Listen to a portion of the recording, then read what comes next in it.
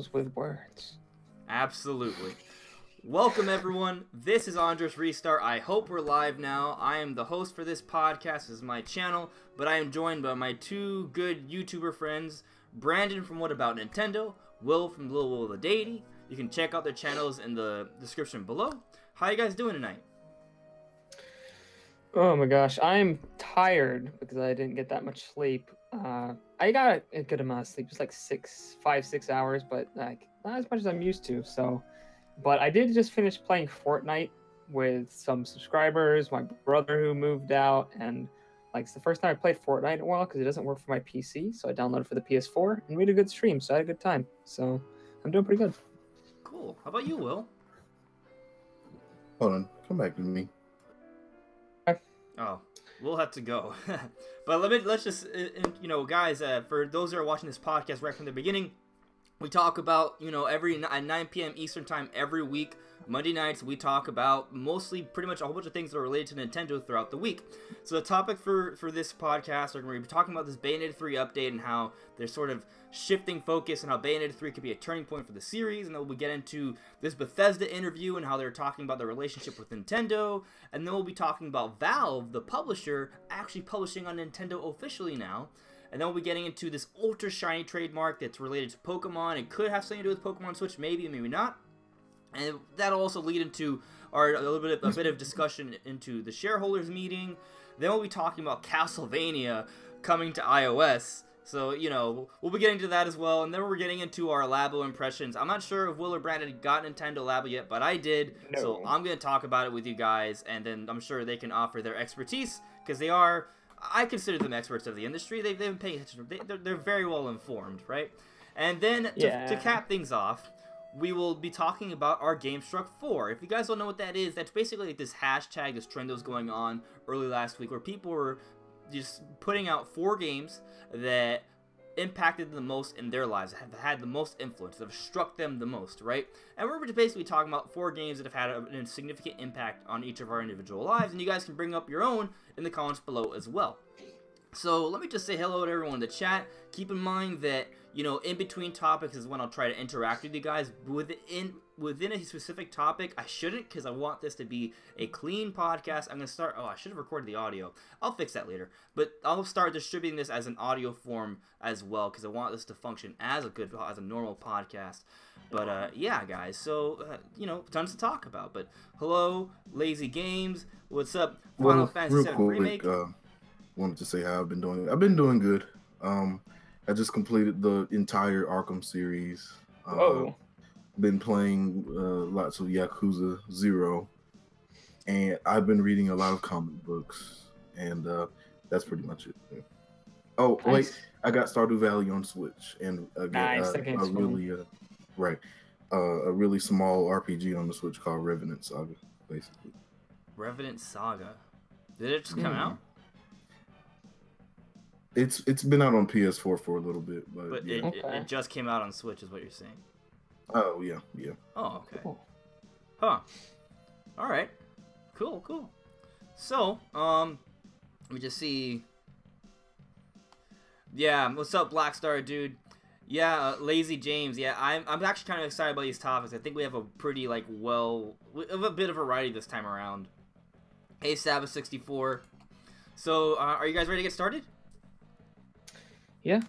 All right, cool. So, first topic, on the list is Bayonetta 3. So, basically, I forget that there was a bit of a convention, and, Kamiya was there, and basically they interviewed him and asked him about Bayonetta 3, and they were talking about Bayonetta 3 and the development, and basically they were talking about how they want Bayonetta 3 to be, like, this big change for the series. Like, they want it to be a turning point. They're trying to really up the ante this time around, which is vague, and I feel like, whenever a developer goes into a game, they really want to up the ante, but maybe not always. And they were it seemed like they're really trying to hype it up and talk about how this is going to be something that's going to kind of change. They're going to bring in a lot of new implementations that they haven't been able to do before for the Bayonetta series, and they're trying to completely one-up Bayonetta 2, which...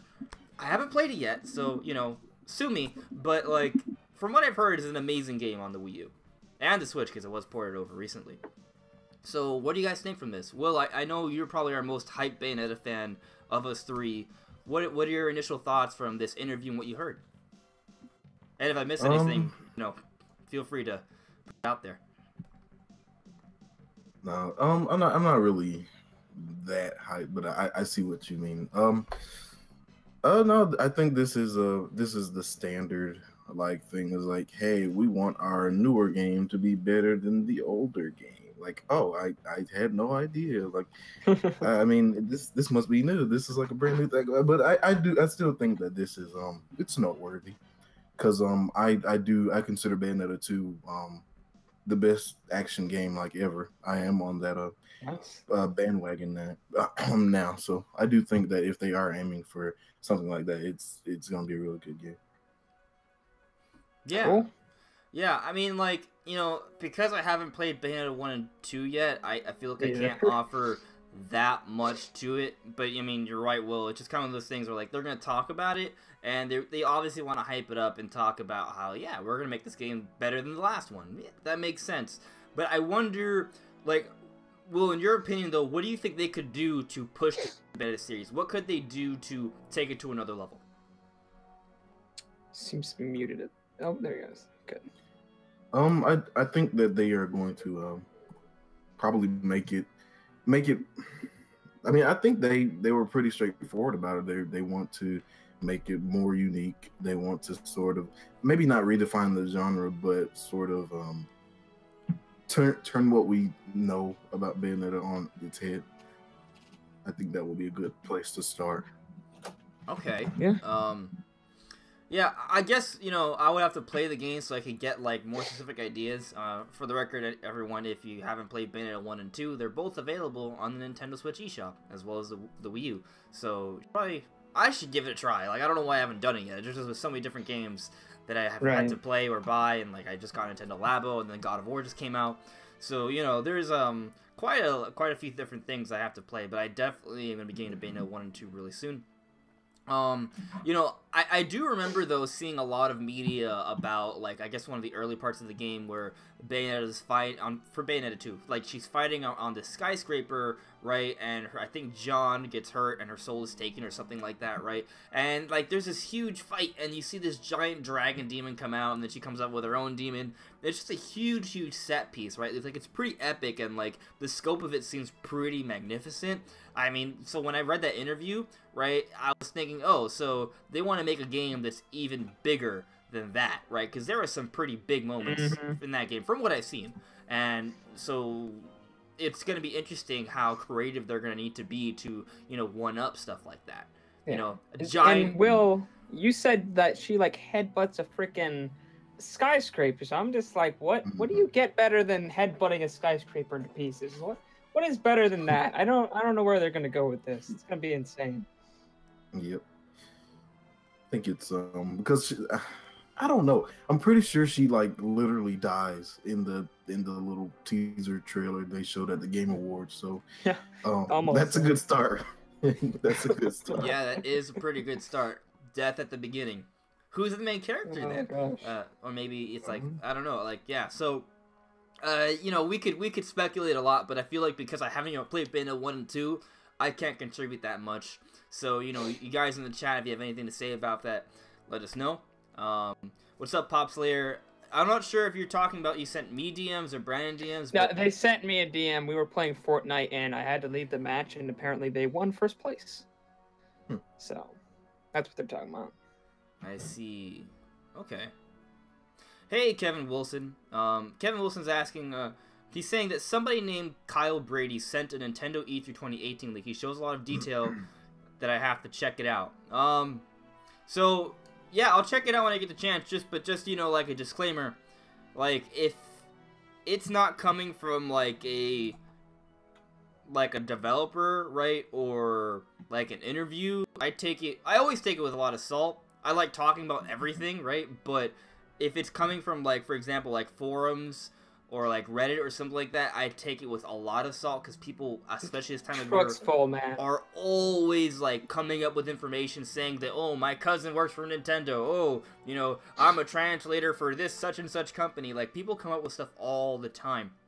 So a lot of it's fake. Sometimes, you know, rumors do prove to be true. So, you know, there is merit to at least considering them for sure.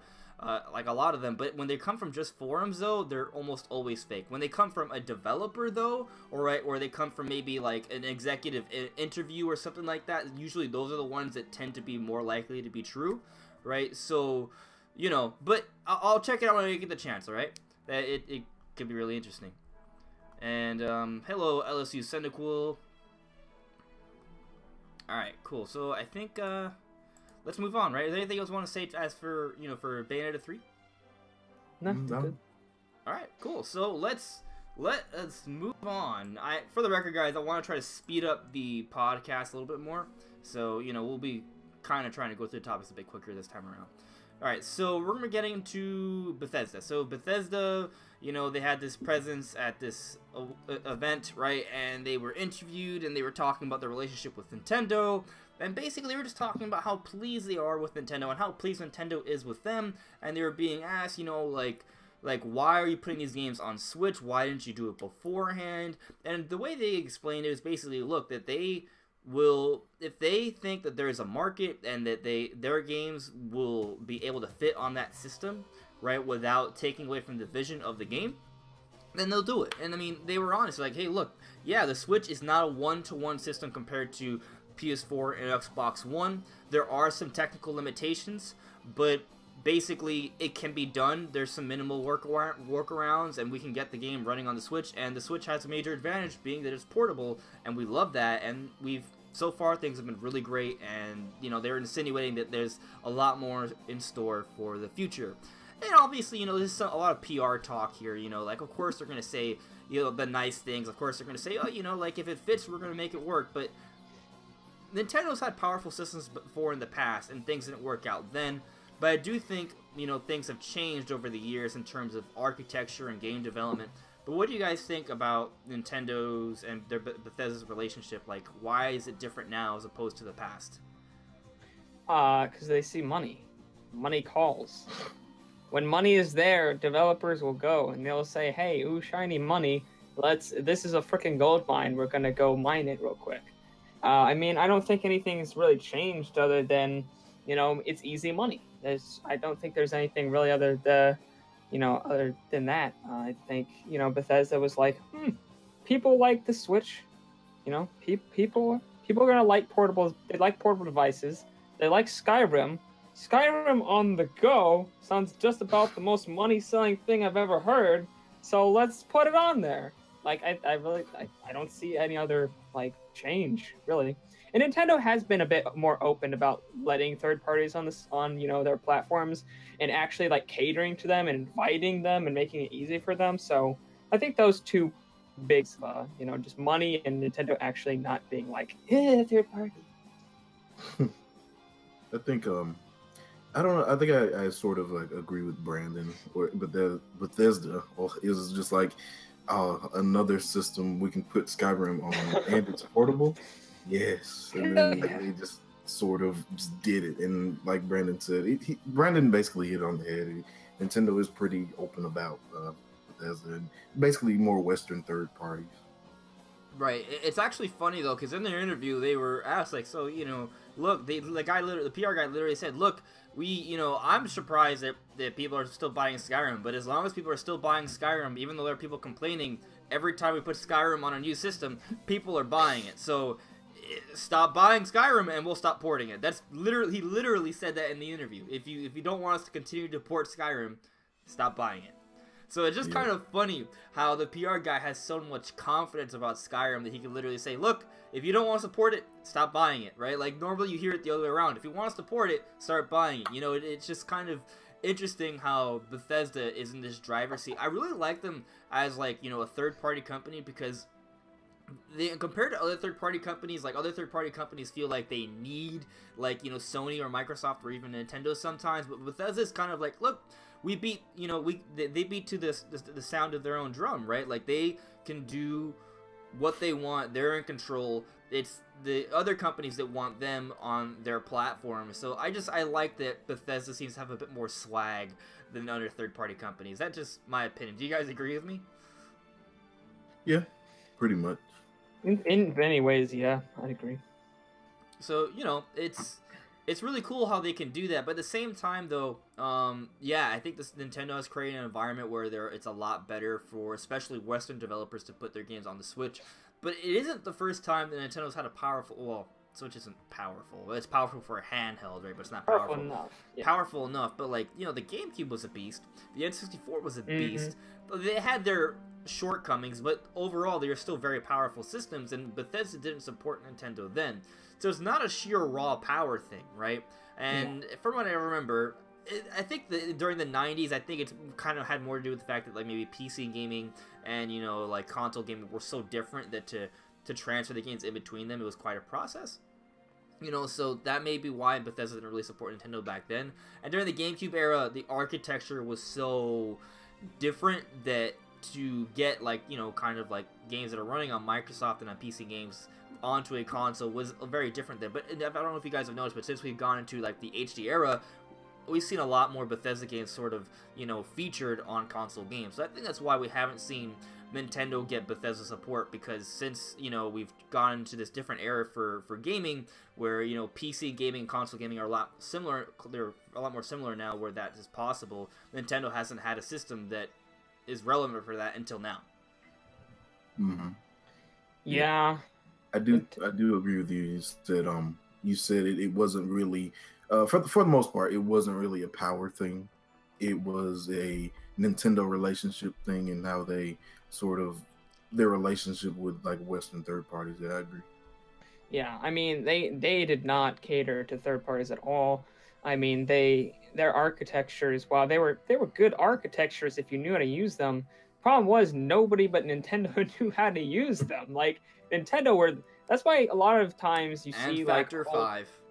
Yes, there are these other usually Japanese studios that just like they figure it out, and then they're just like their games look way better than literally everyone else's except Nintendo's. But like the older systems, you'd go back, you look at a Nintendo game, you're like, man, this feels good. You look at a third party game, you're like, what is this? Why is this here? What happened? So it's just they're using such a better architecture now, and they're with all their stuff with Unreal Engine 4 working so well with the Switch, and they're working really hard with like Unity to make sure that gets up to par and stuff. They're working with all these companies to make sure that the games run well. Absolutely. So, do you guys feel like we're gonna be getting a lot more support from Bethesda? I feel like this interview is kind of them saying, "Hey, look, Doom did really well, Skyrim did really well. We think Wolfenstein 2 is gonna do really well." I have a feeling we're gonna be seeing a lot more Bethesda support in the future. Yeah. Yeah, I'm pretty sure they actually said something about it. Like Nintendo would be not Nintendo themselves per se, but like the Switch would play a role in their E3s from now on, or something along those lines. I remember hearing something similar as well. I think they said that they are working on other projects. That much is known. What those projects are remains to be seen. I would like them to be about the same thing. We're not. I don't think we're talking about the same thing.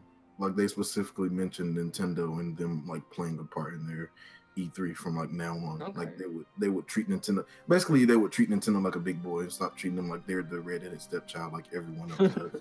Right. I'm gonna be honest, like third parties need to get together. Oh, for sure they do. I mean, there is a big rumor that Doom 2 is going to be announced at this E3. So do you think we'll see it on the Switch? Maybe not day and date, but announced you may be coming a few months after or something like that. I see it. Wolfenstein 2 was like the biggest third-party surprise for me last year, so I can definitely see it. Yeah, I would that like game looks good on the Switch. It absolutely does. It looks stunning. Like I thought it looked amazing, and it wasn't until effects, man. Yeah, it wasn't until I saw the comparisons where I was like, oh, this may not look that good, which is kind of funny, right? Because it's standalone when you don't compare it to anything else, it looks fantastic. It's only when you put it side by side, you're like, oh, wait a second, this 4K system makes it look a lot better. Right? It's a 4K system. Yeah, it's interesting. I kind of hope though that we get to a point where we actually see day and date games from Bethesda, because I think that's more 2019. I mean, at this point, we're pretty much almost halfway through. We're a third through, 20. 2019, right? And we still haven't we're not getting too many day-and-date third-party games yet. Maybe by holiday 2018 we start seeing some things, maybe. You know, I guess we'll find out kind of around E3 time, and maybe, you know, as the year progresses. But, I mean, 2019 does seem like when, hopefully, that becomes more of a consistent thing. But I guess only time will really tell, right? Yeah. So let's see what some people are saying in the chat. Let me see. Black Stardew was thinking of getting Donkey Kong Tropical Freeze for the Switch, even though he had it for the Wii U.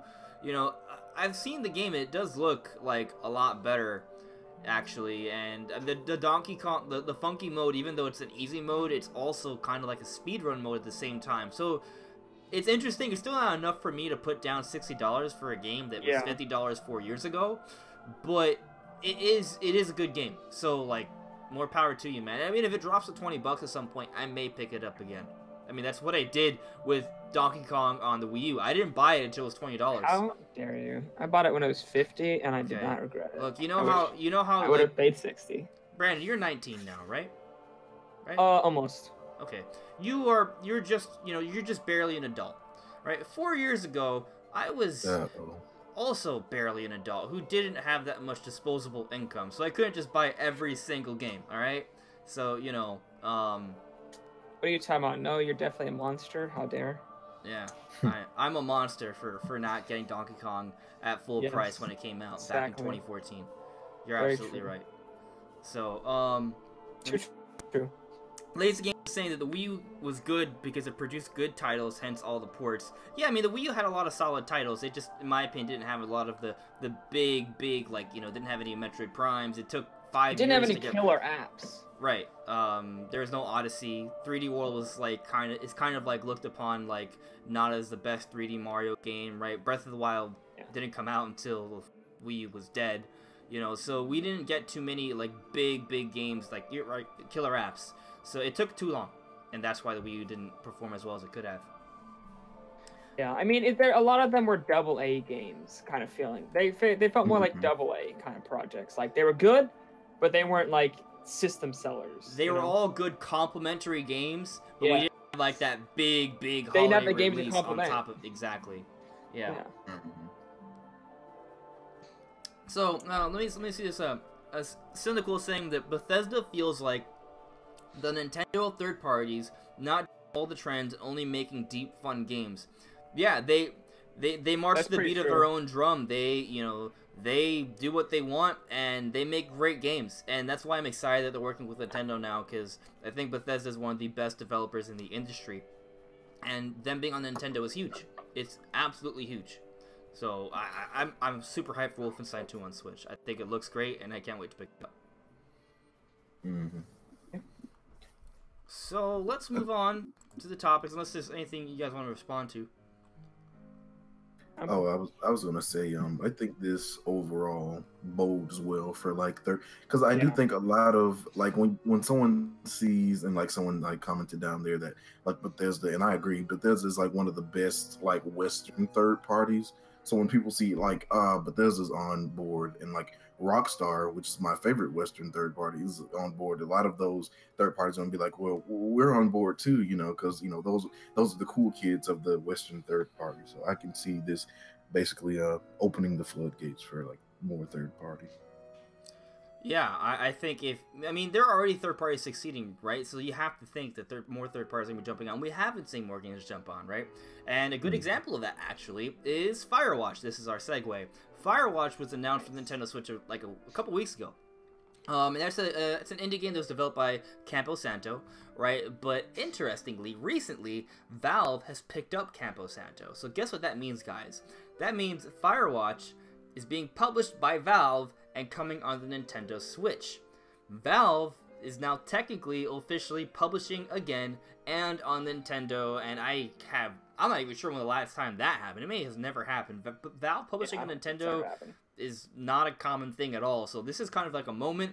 I don't know if it means that we'll get other big like Valve games on Nintendo systems in the future, but I mean, if Bethesda's supporting Nintendo, I don't see why Valve wouldn't as well, right? Like, Valve is also another one of those companies that kind of does their own thing, and they have some amazing games. I love the Portal series, one of my favorite series. I like Half-Life, but I don't know if I'll ever see anything from that again, right? But like that is, I think this is special. I mean, does it mean much right now? No, because it's just an indie game, right? It's a really cool indie game, which I want to pick up because I had a Wii U back, you know, when it came out. I didn't have a PS4 or an Xbox, and I didn't get to play it.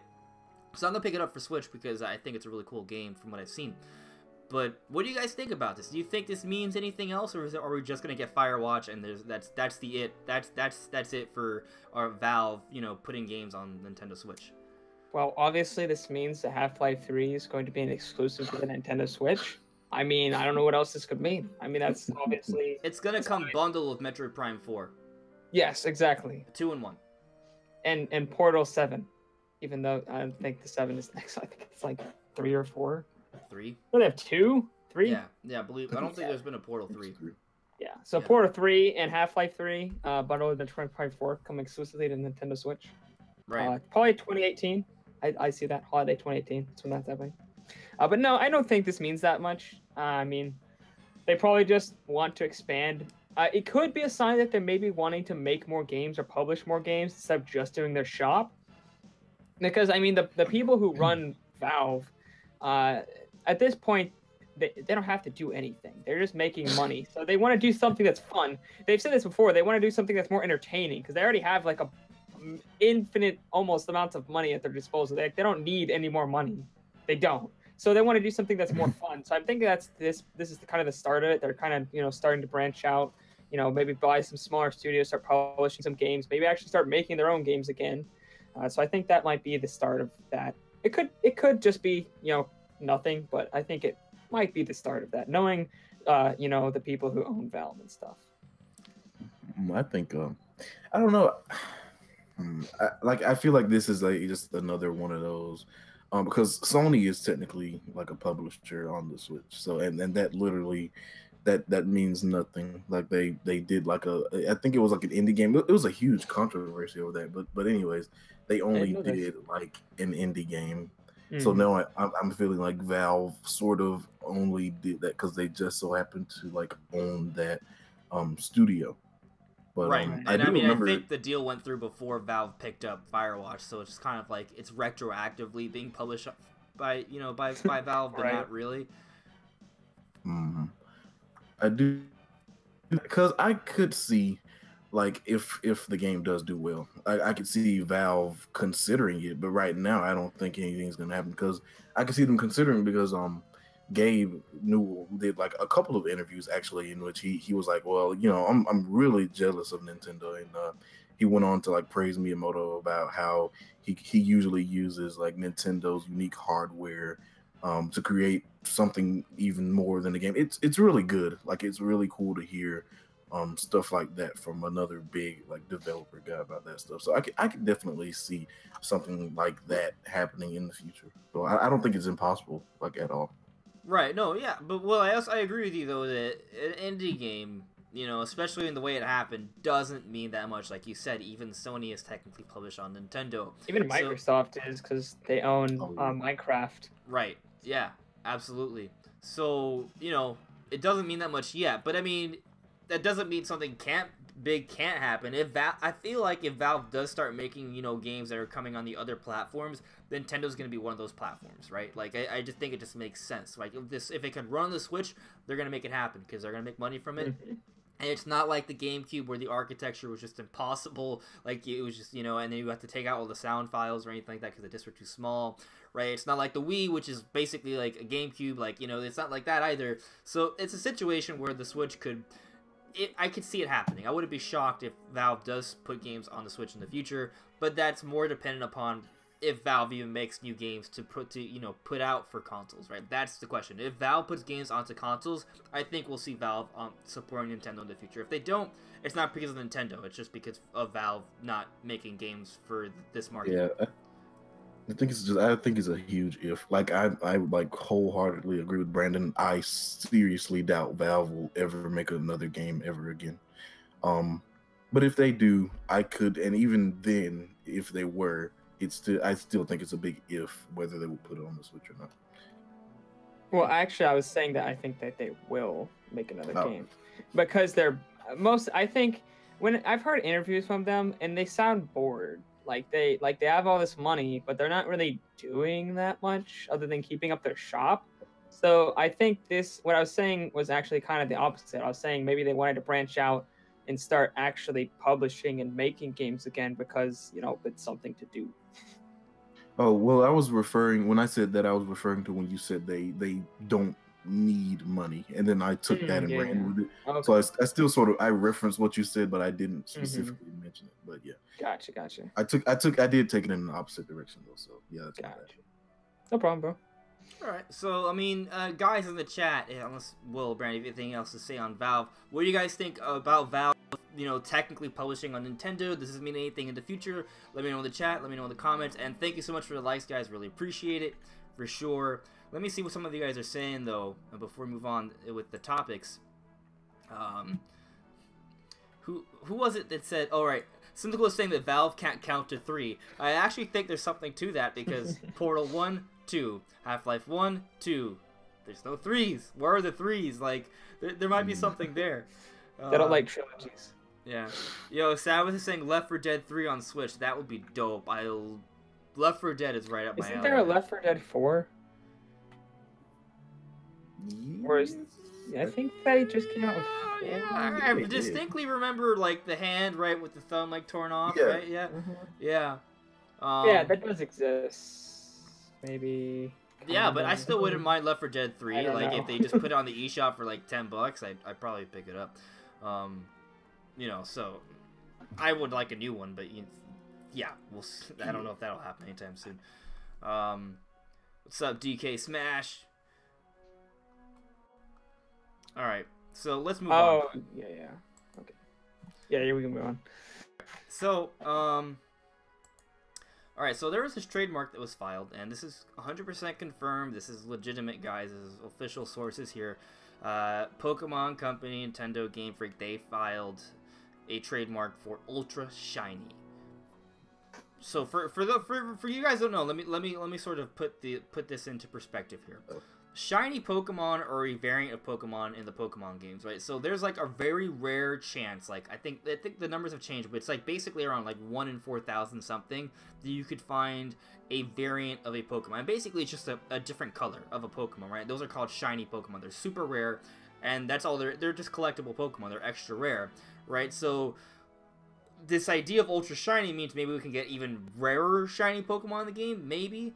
But also there's more precedence because there was a rumor going all the way back to 2014 of Pokemon Plus and Minus talking about how there could be a new form of a new form of Pokemon that would be similar to Shiny, right? Shiny Pokemon. That was said in this rumor back in 2014, and that rumor has gotten other things right before as well. Like, for example, within that rumor, it talked about there being, basically described the Nintendo Switch. So that's why people have sort of been looking at that, maybe thinking, oh, this could be real, maybe, right? And then there's even some rumors now that are suggesting that there could be some sort of mechanic based off a new type of shiny Pokemon or something like that. So when we see this trademark for Ultra Shiny that kind of goes hand in hand with these rumors, none of them are confirmed, by the way, just want to make sure that's clear. People are thinking, oh, is this related to Pokemon Switch? We're expecting a Pokemon Switch announcement really, really soon. So maybe there's something to that, but it also could be something else, right? It could have to do with a card game or a movie or something like that. But I made the point on Twitter that typically when something happens in one thing, it also happens in the other. Like, basically the Pokemon video game sets kind of like the precedent for the anime, the card game, right? Like, if there's a new Pokemon in the video game, you're going to see some episodes on it, the Pokemon anime about that new Pokemon, right? There's going to be a trading card for pretty much every single Pokemon that's in the video game as well. So I think there could be something here with this Ultra Shiny thing, but I don't know if it necessarily means anything specifically for the Switch. What do you guys think about this? I don't really know much about shiny Pokemon, but I feel like if it's not for the Switch, then I agree with you. I think a lot of times, like, they'll announce stuff for the games, and then it will come to, like, the movies and animes later. Sometimes I've seen stuff where people are like, oh, this was in the anime. Maybe it will come to the games. But a lot of times I see stuff like the opposite way around, where it comes to the games first. So I feel like this could very well be in the game, whether it's anything more than just a even more rare Pokemon. Obviously, that's hard to say, but I think it probably has something to do with the Switch. Mm-hmm. I think it is like, because from what I've seen, Nintendo and the Pokemon company like trademarked it. So I don't really think it could be like a movie thing or like an animation thing, because Nintendo, that they don't have anything to do with those animations. So I think it is like the Switch game, but like the term Ultra Shiny sort of like throws me off and makes me think of like Ultra Sun, Ultra Moon, but I doubt that they're gonna add anything to that. You know, it'd be hilarious. Honestly, I don't know. It'd be hilarious if. Okay, this is not gonna happen, guys. This is just me trolling here. But what if this Ultra Shiny trademark is just them adding more shiny Pokemon to Ultra Sun and Moon? Like, instead of releasing a Pokemon game today, there's like, oh, we got a new patch, guys, for $5. You can receive a new shiny variant for every single Pokemon in Ultra Sun and Moon, right? Like, everyone will flip tables. Like, that's not gonna happen. But like, you know, like, why would you buy that? Why? No, that's not gonna happen. Don't worry. I'm just kind of trolling you guys. But what do you guys in the chat think? Like, let me see. I think Blackstar Dude's saying that some shiny Pokemon suck. That is true. Hello, Vegeta-san. Yeah, so shiny Pokemon aren't really like any different from normal Pokemon in terms of stats or abilities. They're just a different color palette, right? And they're more rare. That's it. Like, there's maybe ultra shiny ones will be like ultra powerful. Like, they're well, that'd be cool. I don't think it's likely. At least the way the Pokemon games are function now. But it is possible. Maybe an ultra shiny Pokemon could be a Pokemon that when you find it, it is automatically, it has maxed out individual values. So in Pokemon, what that means, it stands for IVs. That's what they stand for, individual values, right? And every Pokemon has an individual value for its HP, its attack, defense, special attack, special defense, and speed. And they range between 1 and 31, right? And if you just, they're all kind of random, each of the stats, but they're kind of like inherent stats that make one Charmander stronger than another Charmander, right?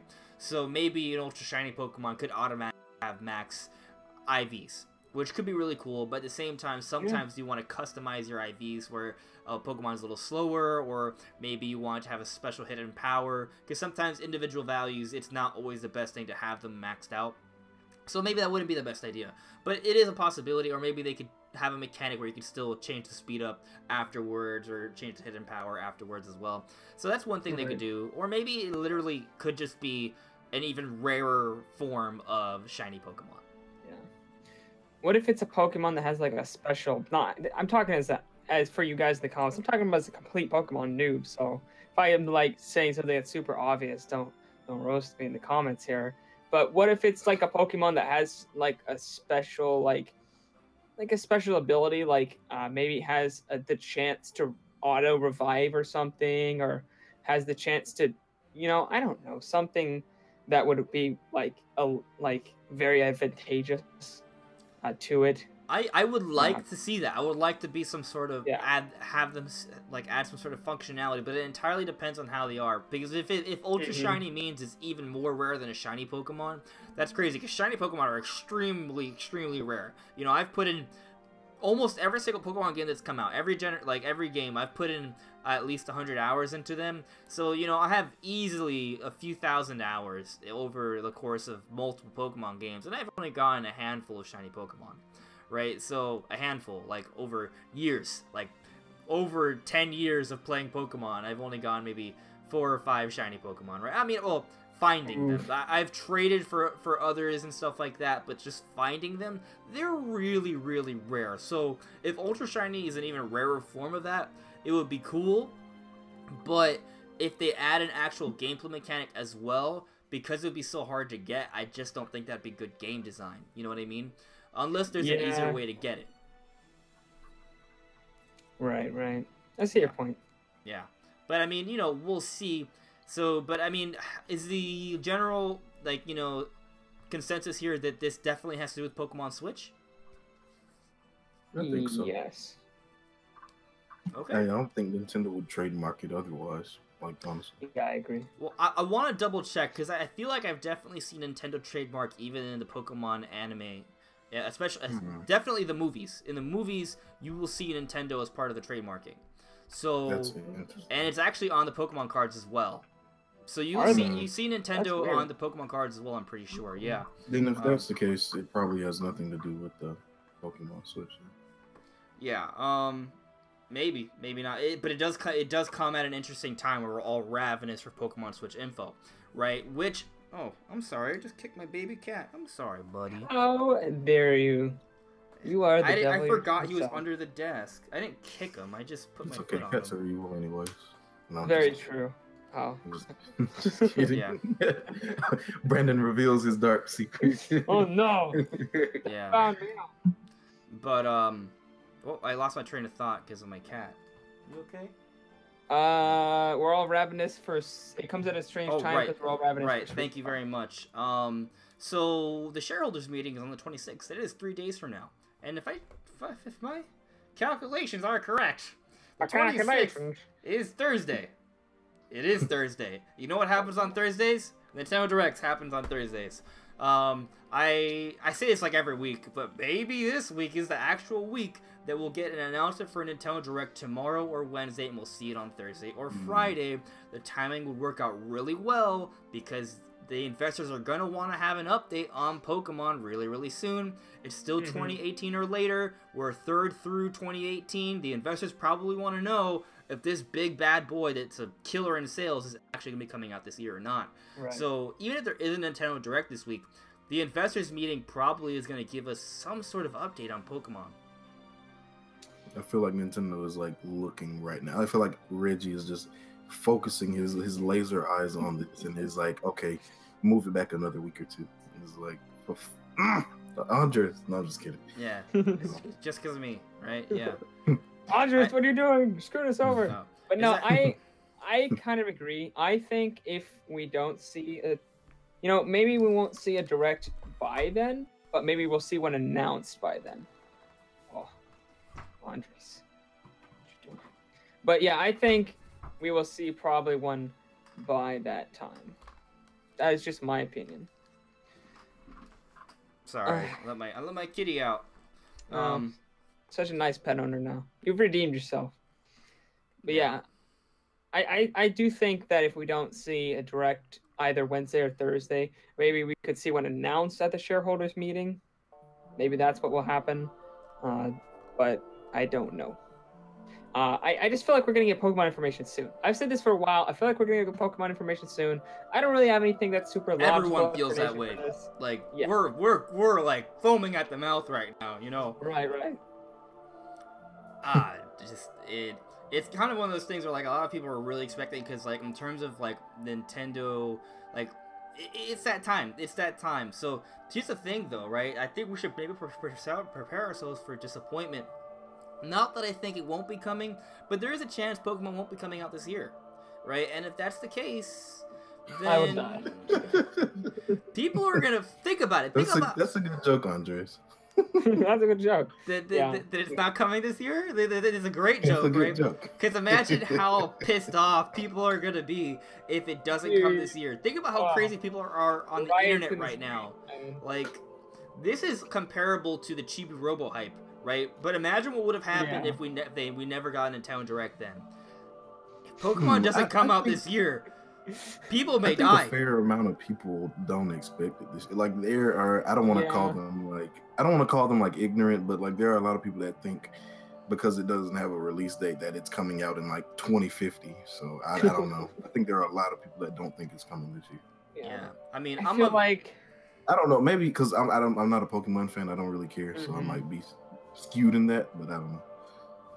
If Nintendo is confident enough to put 2018 or later and say this like a million bajillion times, I feel like they ought to get it out probably in 2018, because people are just going to ignore the or later. That part's just, nobody's going to listen to that. You put 2018 on there, you might as well have just said we're screwed if we don't. Yeah. But also because it's 2018 or later, like, does that mean, oh, is it gonna be 2018 holiday or 2019 holiday? Like, because it's put 2018 or later, that means, well, one, if they say that, that means they think it's possible they could come out in 2018, right? But that doesn't mean it will come out in 2018. But I feel like it also implies that it's more likely to be 2018 holiday or 2019 first half of the year, which is not normally when Pokemon comes out. Like the last several years, Pokemon's come out in November, right? Or the holidays. So it would be weird to see that, but maybe, it's just one of those things where they needed 6 more months, and if they can get Pokemon out in springtime on Switch, that's still fine, right? Like that's still gonna be great for the Switch. So that's a possibility. So if we don't get it at this holiday season, I don't think it's gonna be holiday 2019, based off the fact that they're saying 2018 or later, because they're trying to hit that date. It's not gonna be delayed by a whole year. It could, but I don't think it's likely. I think there's a chance it could be, early 2019, spring 2019. It's a possibility. Yeah. So, I'm gonna check the chat, see what everyone's saying about Pokemon right now. But what do you guys sort of think as for the rest of the investors community? Do you guys think we'll get any other sort of information from this? Hard to tell, other than the usual, oh, our sales are doing good. We're on a great pace. Fastest selling system ever. I don't think we're gonna get much more than that. I'm not sure. Yeah. Honestly, with E3 this close, maybe they would announce a direct just to get everything out of the way.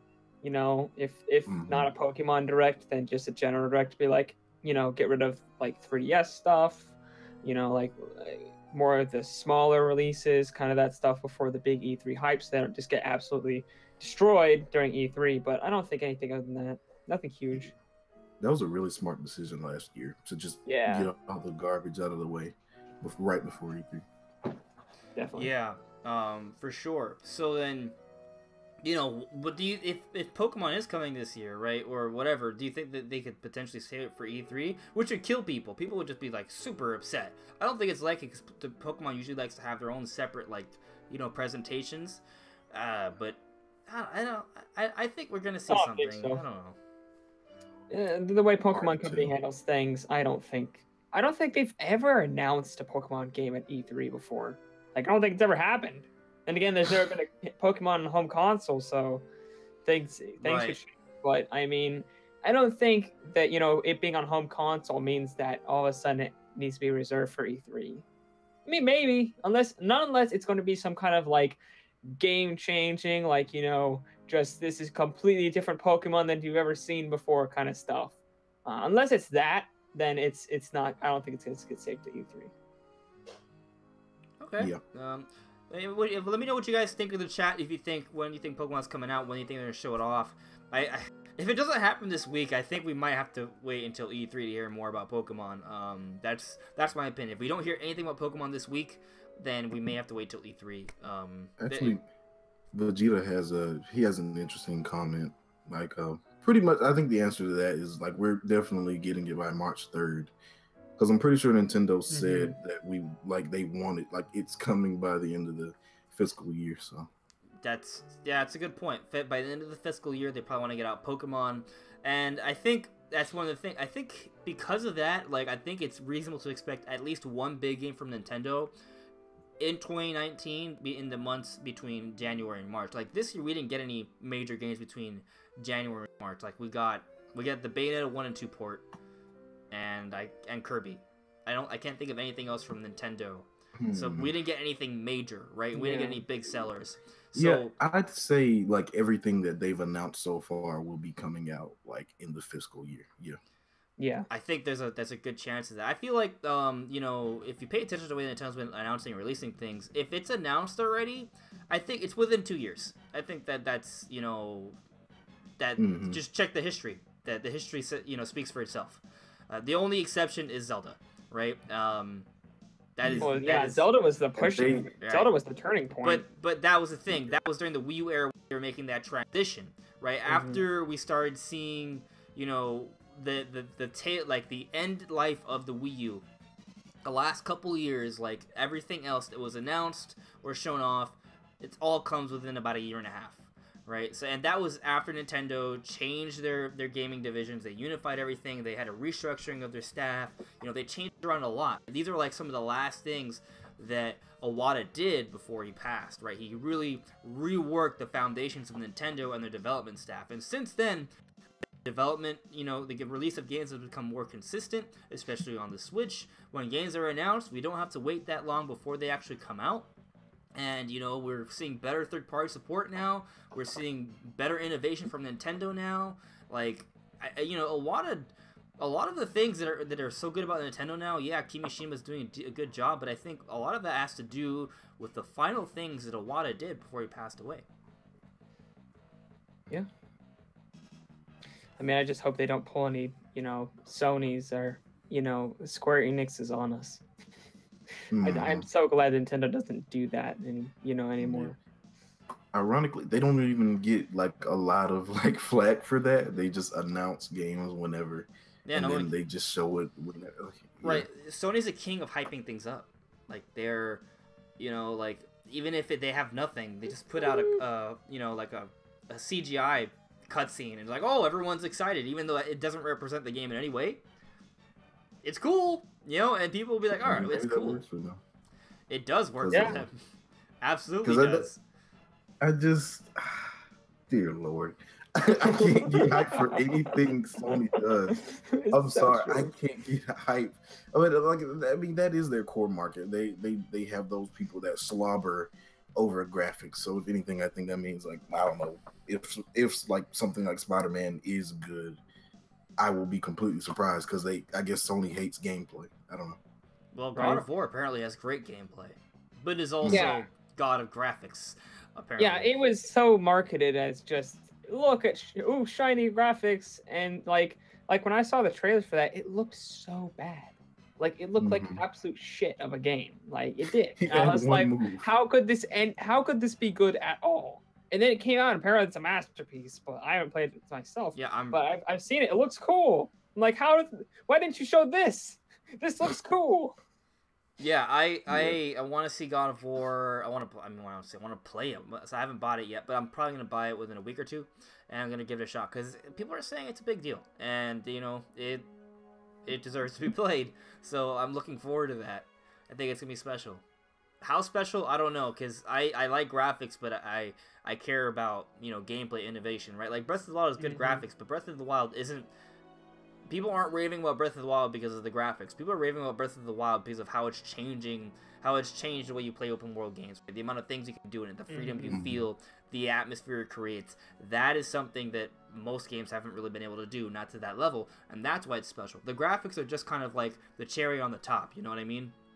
So, we'll see what happens with that.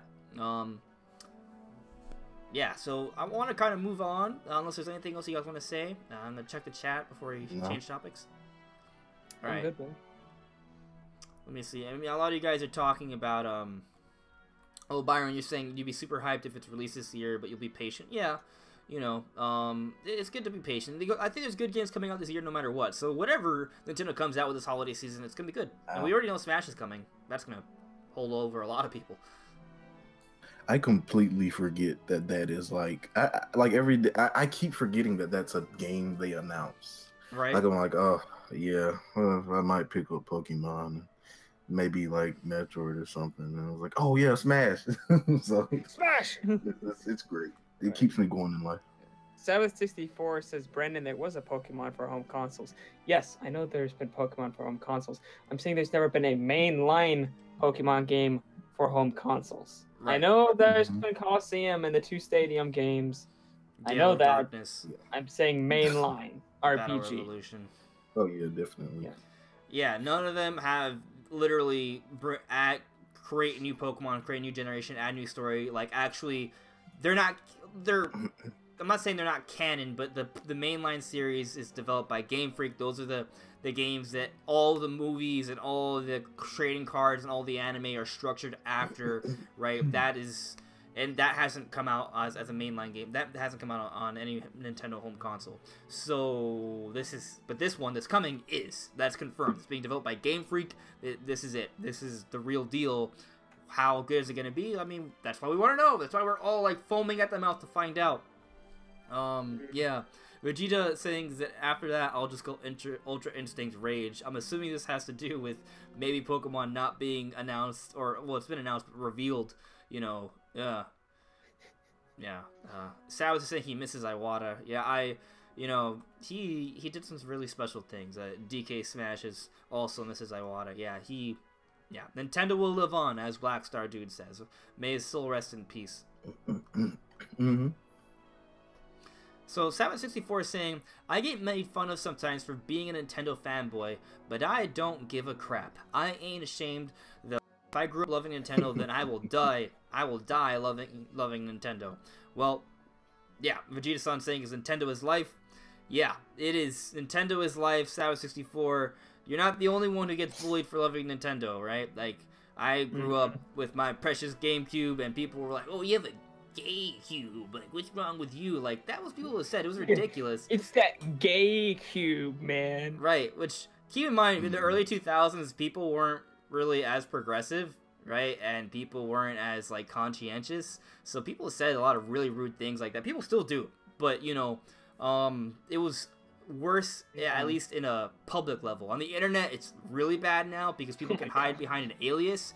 But, like, in person, it's gotten a little bit better now. But back, you know, 10 years ago, it was actually, you know, things have changed a little bit. Yeah. People on the internet pretend that their words mean absolutely nothing.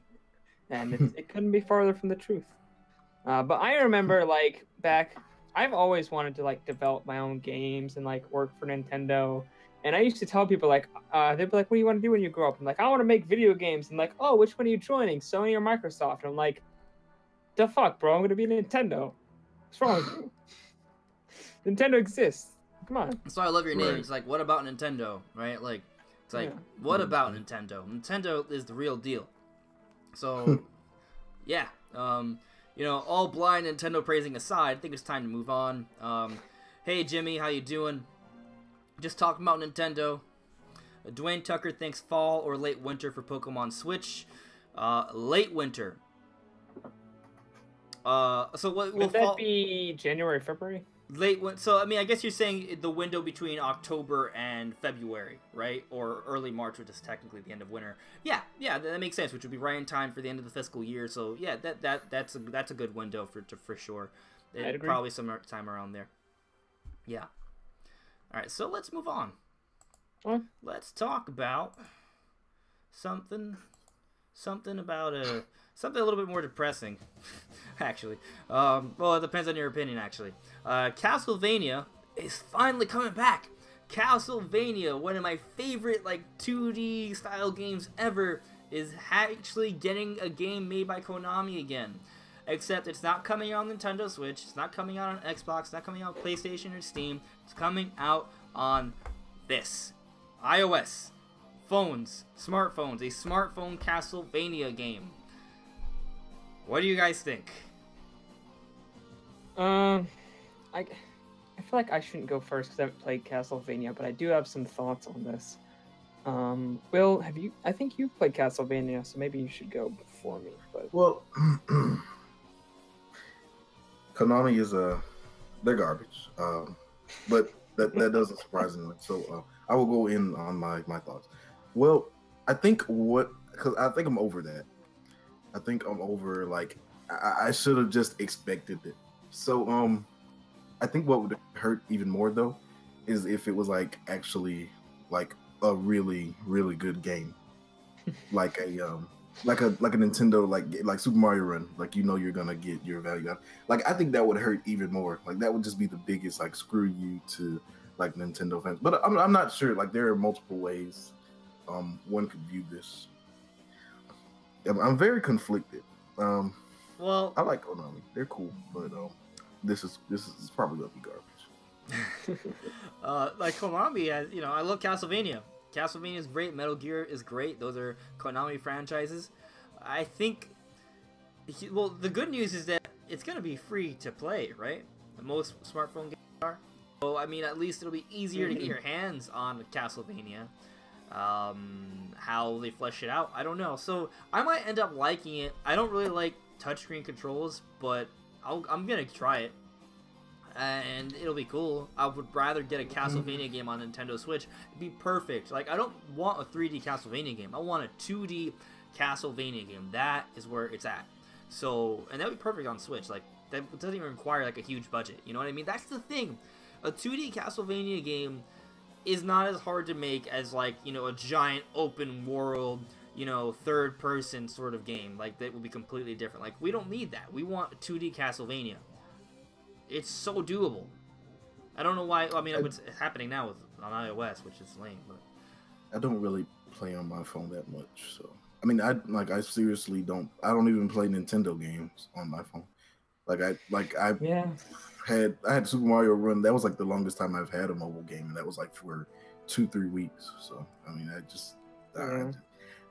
I mean, as far as like ideas go, I do think that they're working on something for Switch, because they're extremely satisfied with how Super Bomberman R did and stuff. I think it sounded like it was okay to like mediocre, but I think they did a good.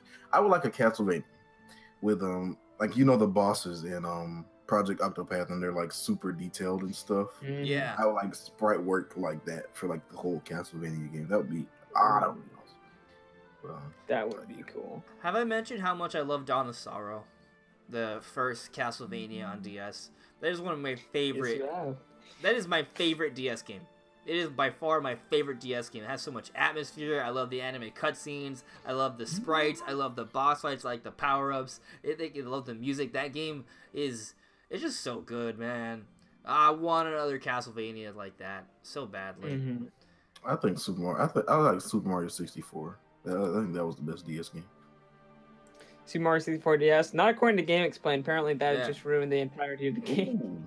Ooh, yeah. I actually. I'm glad you told me that, Brandon, because I'm gonna have to unsubscribe from Game Explain. I really like 64 DS, but I think they actually raised valid points in the sense that they it would have been better to have like an analog stick, you know, with the DS to play better.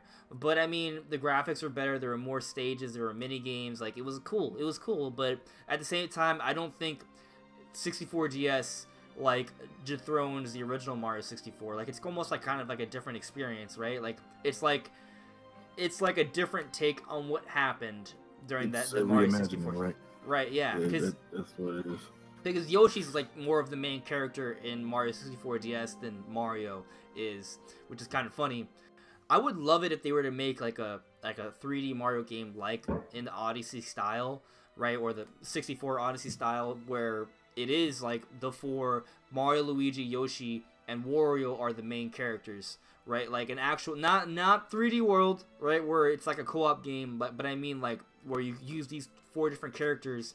You know, maybe that could be like a Mario Odyssey sequel, right? Or like it could be just called like Mario Odyssey Brothers or something like that, where it's a new game, but this time Wario, Luigi, and Yoshi are also their own separate characters, and you can do different things with them. It could be good. Like, I would like that. I would love to see a whole new Mario game with the Wario, Luigi, style. and Yoshi are main characters in Mario Odyssey. Yeah, you just get the suits.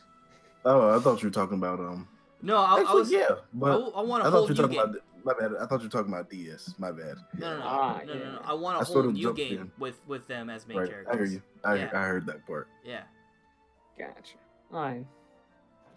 Yeah, that'd be kind of cool. But yeah, I guess I have a more unique take on Castlevania than you two, because I've never played a Castlevania game. So for me, I actually hope it's really good, because if it's free, if it's a free game, then that's a good entry point for the series. Even though I'd prefer to play it, on the Switch with an actual controller and stuff. Like, if you can give me a good taste of what Castlevania is, then, if a Castlevania ever does come out, like, on the Switch or something, I can know, hey, I really like that. I'm going to go buy that. Or, hey, I didn't really get into this. Yeah. I'm not going to spend my money on it. So, for me, like, it's a chance to get into the series, a chance to see if the series is actually good. So for me, I hope it's actually good and a good representation of the Castlevania series is, so that I can try it out without having to make, an investment or something like that. Hey, Brandon, hold on a second. I want to respond to the chat for a second. So Jimmy Pyres is saying, Andres, mad. People be talking about Kyle Brady, Nintendo E3 2018 rumor. I'm not mad at all, man. hey, like I haven't seen the rumor yet. I want to check it out. I'm not mad at all. I like seeing rumors. They're super exciting. They're super cool. So. Oh no, I was the one that timed you out, Jimmy. What? I was the one that I timed him out. Oh. I timed him out. He kept spamming it.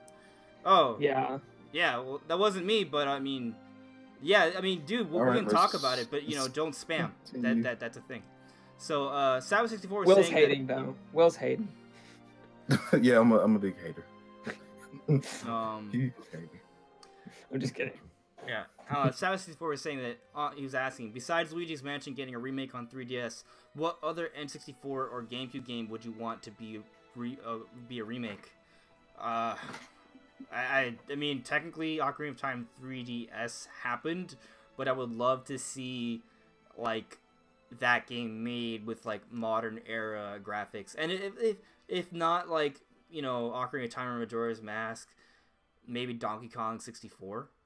That'd be really cool to see, like, remade. Like, I want a Donkey Kong 3D platformer is what I really want to see. You know, I would prefer a whole new one, actually. Yeah, obviously, yeah. New 3D Donkey Kong game. Man, I hope that's what Retro's working on. Mm-hmm. I mean, now they're not working on Prime 4, I don't care if it's Donkey Kong, because I love Donkey Kong.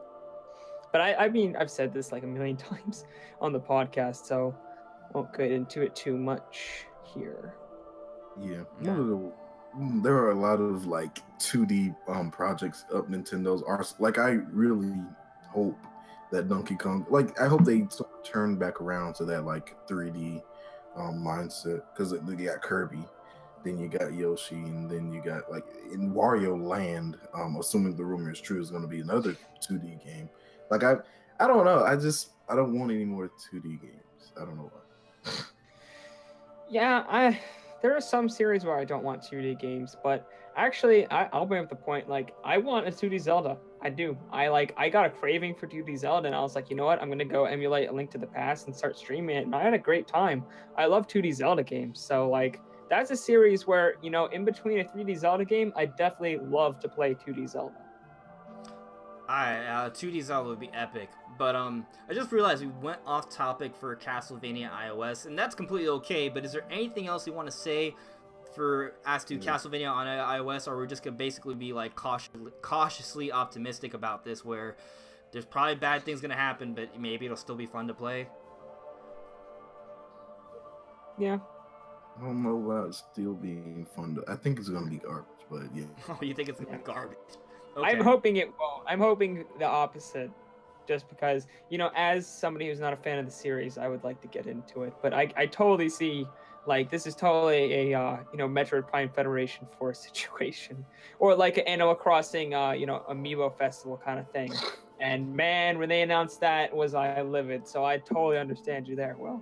Right. Well, I mean, like... I could see, like... Oh, go ahead, Andres. No, I was just gonna say that, yeah, Brandon's right. Like, if it's like a Federation Force sort of situation, if they had announced that, hey, look, we are also making an actual Castlevania for consoles, they'd be like, okay, there's no problem with this, you know? But there isn't. People are now led to believe that this is the only we're getting, which is concerning. Mm-hmm. Very. Yeah, I totally understand that. What I was saying, or what I was going to say was, like, I can see... Because what other reason would one go to mobile, right? Nintendo is like a rare like phenomena in like the mobile games. They actually create an experience that can be finished and that is whole and you can enjoy. Other companies create experiences that are purposefully made so microtransactions can thrive. And I think Konami is like one of those companies that with the $10 saves.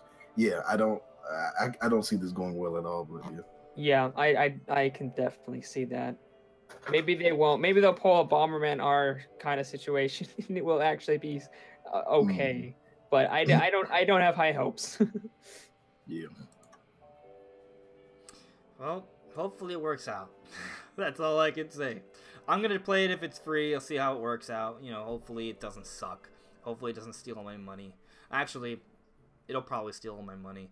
But I mean, I usually don't let microtransactions get to me. Like the only I've never bought a Pokemon Go. Well, I guess Mario. I bought some Pokeballs. Like I spent like $2 or $3. Like that's all I did. Yeah, unless you count Mario Well, that- Run, because technically it's a microtransaction in order to buy the full game, but that doesn't. I don't think that counts. Mm-hmm. Yeah. So ready to move on? Yeah. All right, so I'm gonna be talking about my Labo my impressions in a bit, but I kind of just want to, go back to the chat, see some of what you guys are saying. Hey Ryan Parks, I'm chilling. Super Mario Odyssey is a great game. They're actually talking about their favorite Nintendo Switch game. My favorite Switch game is probably Breath of the Wild. But Mario Odyssey is also really close. Xenoblade 2 is also really close.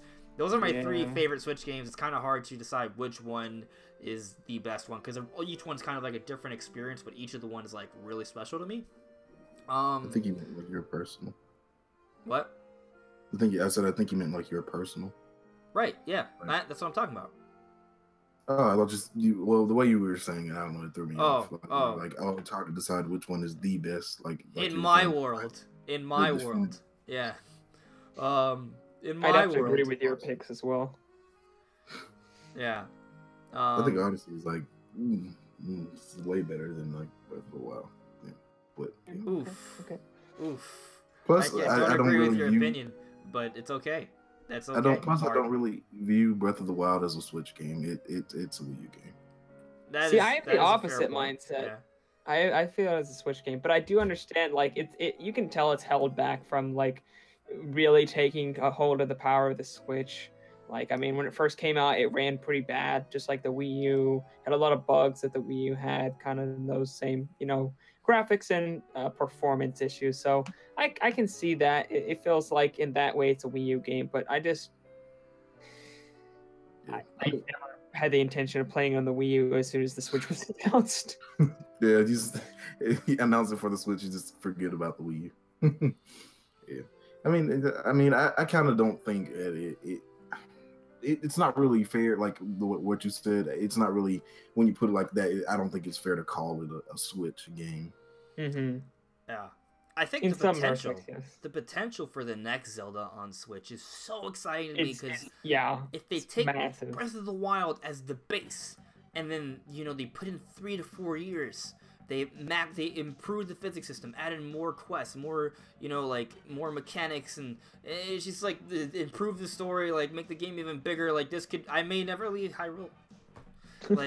I love Breath of the Wild. It isn't perfect though, but it is. I think it's the most revolutionary game we've seen in years though. Yeah, my dad is playing the game right now, and every time I see him play, I'm just like, I want to go play. I just want to run up, take the controller from him, go onto my own save file, and keep playing. It's really fun watching other people play. Like I invite my neighbors over to play, and they fail so hard. Like the enemy AI is seriously like way too smart for them.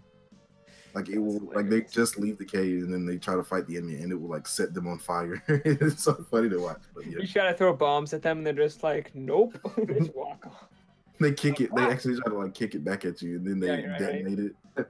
It's so funny. Yeah. The AI is so amazing, Ryan. It's just like the idea that a Hinox could be walking around, sees a Bokoblin, and just like, oh, what's this? It just chucks it at you. Like that's. When do you see that? Actually.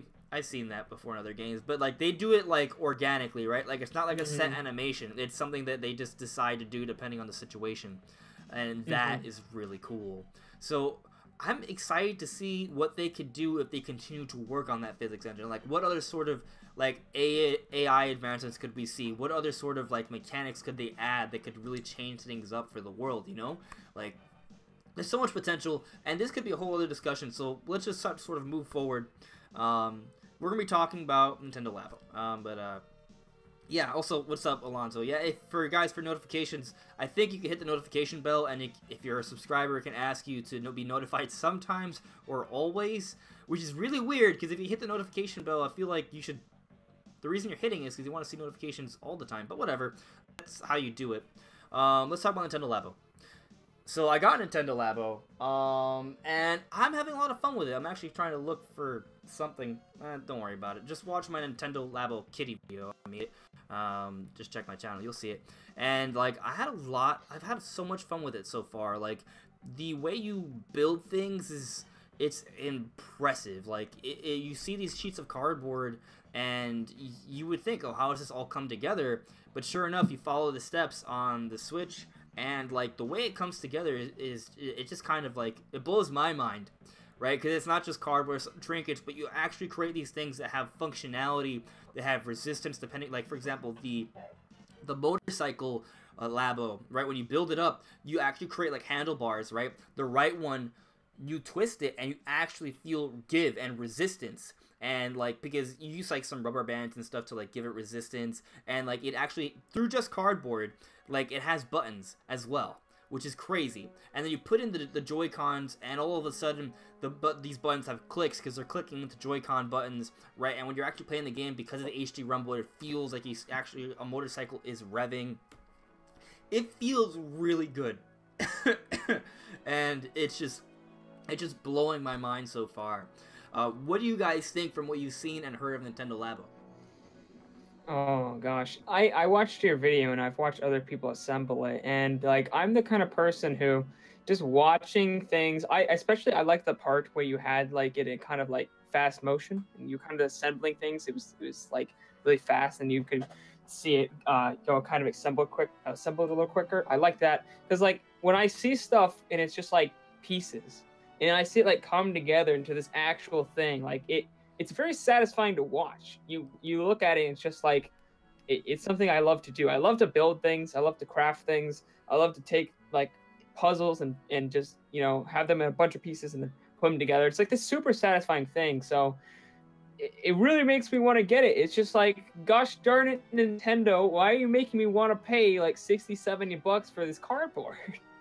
Why are you making me want to do it? Or is it 70, 80? I don't remember exactly the price. It's somewhere around there. The variety pack is $70. The robot pit pack is $80. Thank you.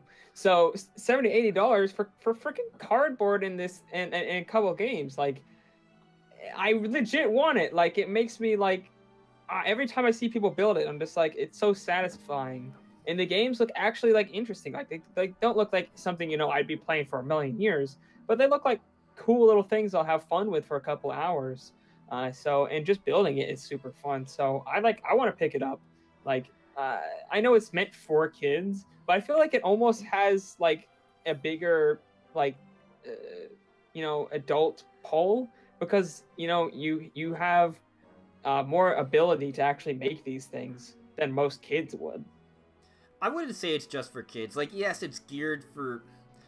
Their audience is children, but it's not just children. It is more all-encompassing. I think I'm enjoying it a lot. If you like building stuff, if you like seeing how things work, then you will love Nintendo Labo. Like, if you're that guy that wants to build like an entire fortress with Legos, then you'll love Nintendo Labo, right? Like, if you like putting together like 3D puzzles or stuff like that, you will love Nintendo Labo. So it's really cool, and then the minigames themselves are also fun, but you don't get the game for the minigames. That is something I gotta say. Like, if you are just want to play the minigames on Nintendo Labo, then you may find yourself a little disappointed because a big part of the process is building these. Like, if you count, just speaking about the variety pack, you know, each thing aside from like the first thing you make can take easily over an hour to build, right? So like altogether, like we're talking about several hours of just building. That's a lot of just building, right? Like if you think the building part is just the setup, then you won't like Nintendo Labo. The building part is part of the experience. So that's the thing to take into consideration here. That said, I do like what you can do with the games. It's not like the games are trash. They have a lot of really cool functionality. So like the motorcycle set, right? Like when you have the Joy-Cons on, it really does kind of feel like a motorcycle. Like it's shaking, it's vibrating. There's some actual. It's not just complete straight rumble. Like there is like very grease to it, and you know you actually move around, then you can pop a wheelie, and it's cool. And in fact, Brandon, you were talking about Mario Kart the other day. Maybe Mario Kart 9 maybe coming to the Switch in the future, maybe not. We were debating that a little bit, and it's kind of funny because like this motorcycle game is like a mini Mario Kart. Like, it has the same Mario Kart mechanics. Like, it has some of the similar Mario Kart sounds. Like, it's totally intentional. Like, they're totally trying to, you know, have that Mario Kart feel, and it's really cool. So, like, if you haven't attempted to get Nintendo Labo, the motorcycle segment will give you that Mario Kart feeling. I think I don't know. I kind of agree with Brandon. Like, it seems like it does seem like more of it casts a huge net. Like, I agree with that. Like, I see people all the time on Twitter. Like, I saw this one, like, IGN dude, he was making a beat with the piano, and it was really good. It was really creative. And to a degree, I think it can be very intellectually stimulating as well. Like, I was watching I watched part of it. I'm not sitting through a stream, but they spent a really long time, and it was just for one Toy Con or whatever it's called. And yeah, I do think it's really fun, and I agree, Andres, that like building is actually a part of the process. So yeah, and for the most, it's like the standard. Nintendo makes something weird and crazy, but it turns out it has really good reception. It's like, yeah, there's nothing new, but yeah, it's still very impressive. Yeah, I mean, you're absolutely right. Well, Nintendo's done stuff like this in the past, but I personally, I'm just kind of floored at the amount of different technologies and functionalities that are sort of coming together here, right? Because the Nintendo Switch, like, you see it as, oh, it's a portable system, right? Like, you can play it at home, you can play it on the go, but you can also take apart the Joy-Cons, and while they work as one standalone controller, all of a sudden, they become two separate controllers for two different people for multiplayer on the go. That all packaged together, I thought was like a brilliant design. But then they took it to another level, because Nintendo, all of a sudden you have Nintendo Labo, so you take the Joy-Cons, you put them in different positions on these different pieces of cardboard, and you put the Switch in another thing. All of a sudden, they have a completely different functionality. So it just kind of blows my mind that they designed the Switch in a way where it was very, like, simplistic, right? In the sense that, oh, you play like a handheld, or you plug it in and you play on a console, but it has this ability to become so many other different things. Like, it just, the amount of foresight they have, the amount of options they have with the Switch is astounding. Like, you know, with the Labo, you can build an RC car, you can build a little motorbike, you can build a fishing rod, and it all works completely different, and it works really well. And at the same time, you could take it all apart and then play on the Switch as a portable handheld again, or play it as a home console. Like, it just has so many things it can do, and I'm really interested to see what else they do in the future with the Switch. Like, it blows my mind how many different things they've done with the Switch so far. Yeah. Yeah, like I said, I'm still pretty impressed with it. It's not really a surprise to me. Like, right. We saw that it brought their stock up 1.4 billion or something like that. I don't know, but clearly it was gonna have a good impression. And Nintendo does it. They do this every day. Like, it's Nintendo. Like, it's no sweat. But yeah, I see what you mean. Mm-hmm. Yeah, and you brought up just quick note, like, you brought up the motorcycle, like, having, like, HD rumble and feeling like a motorcycle. That's something, like, I felt very well with the motorcycle, or the little mini bike, or whatever it is, in Mario Odyssey and New Donk City. You guys know what I'm talking about, that kind of motorcycle you can ride around. The HD rumble on that, I've ridden many dirt bikes and motorcycle and stuff. That feels very realistic to what you would feel if you're, like, on an actual motorbike yourself. So, like, I'm very interested to see, you know, not only that HD rumble effect, but also having, like, a physical unit in front of you, just how much that feels like, you know, actually riding a motorcycle. So I'm very interested and curious to see just how much that is, because I've actually really like riding dirt bikes and motorcycles. I've done it many times. I really enjoy it, so I'd like to see how close that is. It's pretty cool. And now I will say this, though, right? Like, because we're talking about the motorcycle minigame, it's actually it's not like as deep as a whole Mario Kart game, but it does have, I'm trying to remember correctly, there are 3 different difficulties, and there are 3 different, like, CC cups. So there's 200cc, 400cc, 600cc, and there are 3 different difficulties and for a cup, and each cup has 3 races. So I guess there's 9 tracks exactly. I have to check if they're how different they are. But like, there's some customizations, there's some options with the racing in the motorcycle minigame, so it's not just one race and that's it. Like, you can do stuff with it. And there's more to this because you can actually, I think you can even build some of your own maps later on. But so it's really cool. But I don't think there's any online play, and it's sort of interesting because I think like because of this, like there's like. It would be great if there was multiplayer and you could have two different people with, you know, your own cardboard motorcycle setups to play against each other. I don't think that option's in there. I haven't seen it yet. It might be there, but I don't think it is. So it's just kind of like, I guess, you know, if I'm critiquing the game, you know, they could have maybe have done a little bit more in terms of like having online features to, you know, give more options for people. Right. I wonder if they'll add that in the update, because I mean, that just sounds like it'd be really fun. And track sharing, although there's the obvious everyone makes at this point when you bring up the track sharing, but you know, Nintendo could have moderators for the track sharing and stuff to make sure their people aren't doing you know, what everyone brings up anytime they do the track sharing stuff. So as if they moderate it right, I think that they could have track sharing, which would be cool. I mean, what's the point of making your own track if you can't share it with people?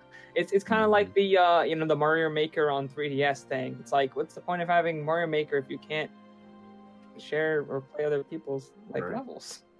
Right. Yeah, so, you know, I mean, I haven't played through the entire Labo set yet, so I don't know. Yeah, I'm not gonna fully review the game or anything, but I've had a lot of fun with it so far. I think it's really cool. I think I'm not sure who it was, but someone was asking if I have. Let me see, who was it? Oh, Savis was asking if I got both sets. I only got the variety kit set. I did not have $150 to spend. I don't spend. I only had 70. So maybe I'll get the robot set in a few weeks, maybe a month or so. It depends, because I also want to get God of War, right? And my channel doesn't make me money yet, so you know, it's not like I have a lot of cash flow to just get a whole bunch of different kinds of games all the time. But yeah, the variety kit has given me a lot of time already, and there's still so much more I can do with it, so it's good. So if you guys like building stuff, definitely check out Nintendo Labo. I think you guys will have a lot of fun with it. But if you don't like building stuff, I don't think you'll like Nintendo Labo. So yeah, you gotta like building stuff. Just putting that out there. So yeah, we're ready to move on from the Labo stuff and get into the final topic of the night. All right, so you know, guys, I mentioned this earlier at the beginning of the podcast, but there was I tried to. All right, there we go. I mentioned this earlier, but basically there was this trend going on early last week about #GameStruck4. And basically, it's just people were tweeting out 4 games that had a lot of impact on them, that struck them in their life, that had a big, you know, that play a vital role, I guess their development, or really important to them. You know, you can, obviously that definition is a little vague, but I figured it'd be a good idea to talk about some of the most impactful games in our own personal lives. So guys in the chat, let me know what were some of the 4 best games, or the 4 games that sort of like really affected you. You know, put that in the chat. We can talk about it. And then Brandon and Will, I hope you guys, I saw you guys, you made your own tweets, so you guys know what you guys picked. Who wants to go first? We can sort of talk about these games and how they sort of impacted us. I'll go first if you guys are go ahead, Andrew. Okay. You go first. I'm gonna go first. It's my show, so I'm going first. All right. So Go the 4 games that I think I picked.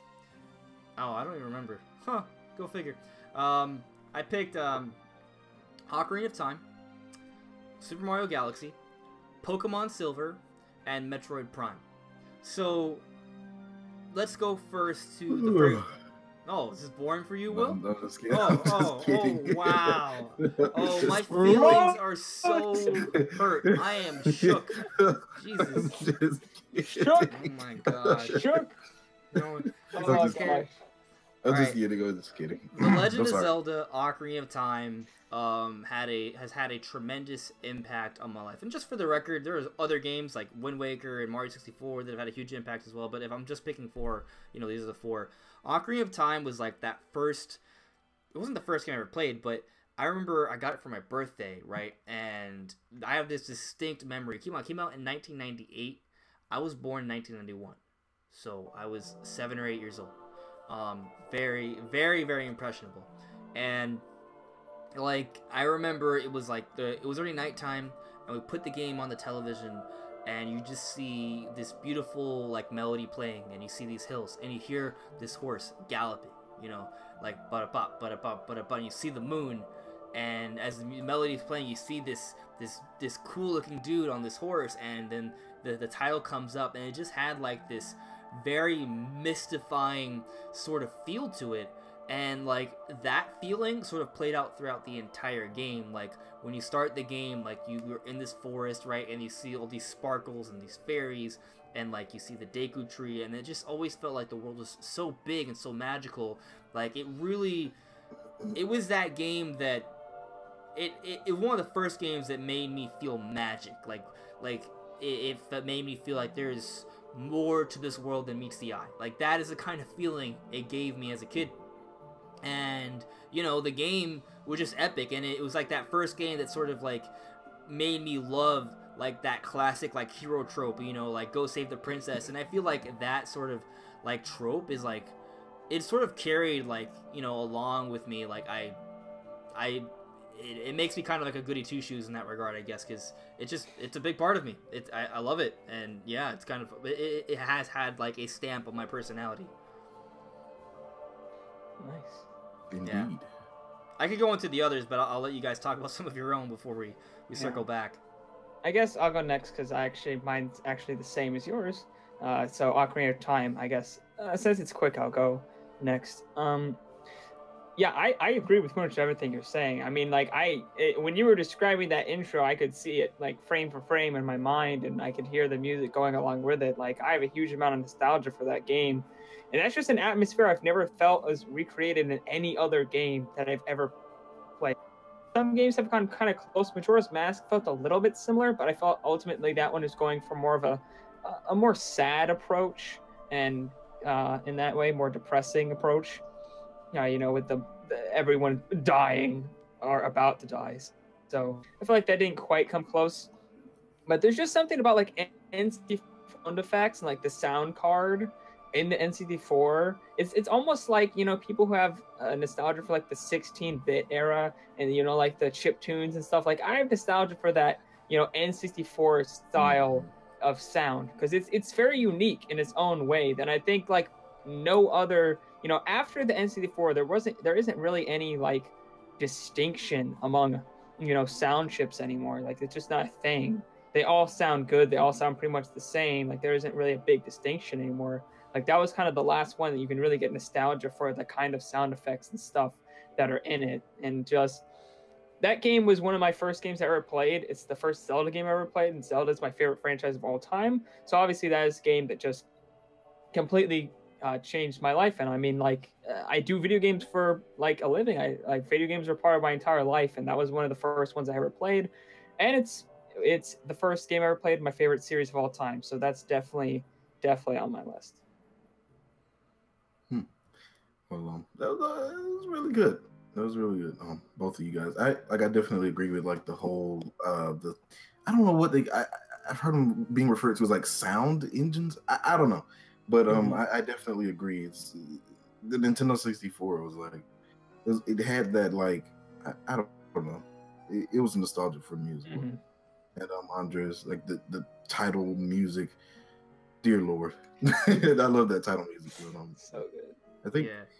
I think mine is like one. I put the Kingdom Hearts collection for PS4, but that's like 6-7 games. So I'm gonna say that's okay. Your Kingdom Hearts series. Yeah, I cheated. I cheated on Twitter. Okay, like 2 of my games were like collections. That moment where there's too many good games. There really is. Like it was hard to pick just 4, to be honest with you. But yeah. But out of the whole series, Kingdom Hearts 1, since like that was like my first Kingdom Hearts game. Oh, wait. Let me take this back. I'm gonna do Final Fantasy 7 right now. Final Fantasy 7 was like my second or third like super hardcore RPG, and I loved it. And it actually introduced me to my favorite villain, Sephiroth, with like the 20-foot sword and silver here. It was great. I really like the music. I really like the story. I like the whole idea is like you're part of this sort of hippie organization, but you're also like terrorists and you like blow up buildings and stuff. Like it was all so cool to me. And he's like hopping across trains and stuff. It's great. But yeah, that's pretty much that was my thoughts on that. Okay. Yeah. I've never actually gone to play Final Fantasy VII because I didn't have a PS1. And like I don't know how well it's aged. Like I've seen footage of it and it doesn't look like it's aged well. But like I've listened to the music for Final Fantasy VII and it's just so good. Like sometimes I have Pandora on, right? And I have like an anime video game station that plays a whole bunch of like Japanese and like video game like OSTs, right? And like a lot of times Final Fantasy VII music comes up and I'm just like, wow, this is just so good, right? Like that's why I'm like really looking forward to Final Fantasy VII Remake, because that's going to be like an opportunity for me to experience that story. You got me. Yeah. Yeah, but I think you know, it's going to be really cool when it does finally come out, whenever that happens. Or I mean, if it's bad, maybe I should just play. Maybe I should just play the original on PS1, or maybe is there like a remaster or something on Steam or something like that, or PS4 that I can play? Yeah, it's on PS4. It's on basically like, yeah, it's like $15 on PS4. Yeah. Okay, but I also need to play Chrono Trigger and Secret of Mana. I mean, you can just buy it on Steam. Obviously, the best way to play that game and not total crap and garbage. I like buttons. I mean, then I would have to get a Bluetooth controller and it's all this extra setup. I just plug this PS4 controller is currently plugged in. Actually, my consoles are much more easily set up on my television, where I enjoy playing games, and my whole computer setup is just different. I play games on my PC monitor, so for me, you know, it works. Mm-hmm. But that was a joke because it's infamous for being terrible in Steam. Okay, so before we continue on, we're gonna say, well, no, I was gonna comment about how I just hate keyboard and mouse. But go ahead. Yeah, I don't really like keyboard and mouse either. It's only good for like shooter games. I usually use a controller. I personally think that dual analog with the motion control is maybe not. You would have to do like a testing, but I'm sure most people would obviously say that PC is better.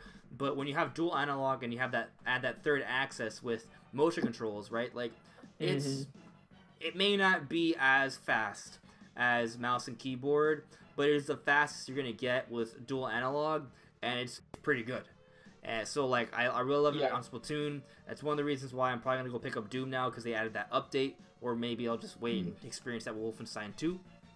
So I think like that is really cool. So, you know, I don't like mouse and keyboard because I'm not a PC player, right? Maybe if I had a better setup, I would give it more of a shot.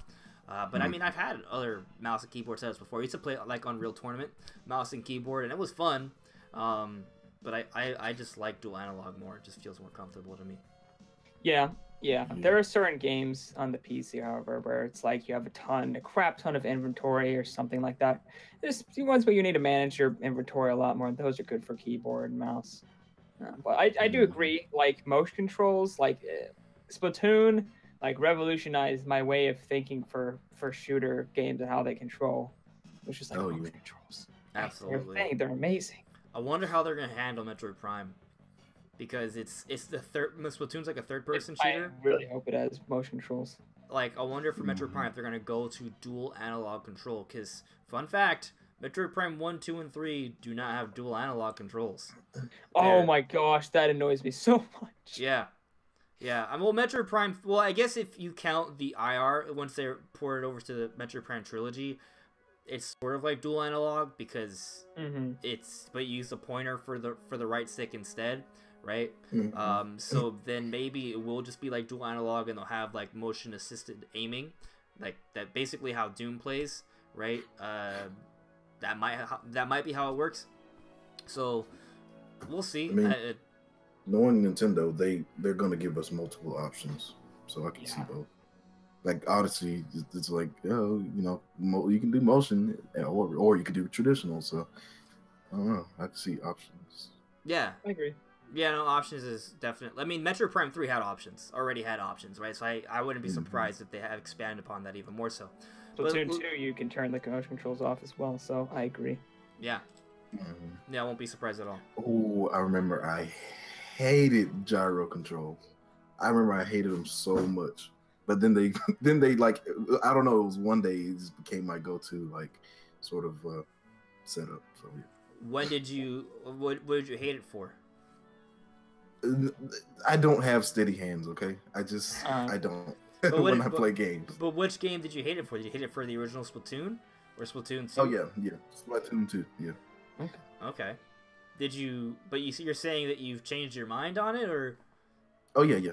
It's really good now. I love it now. Okay.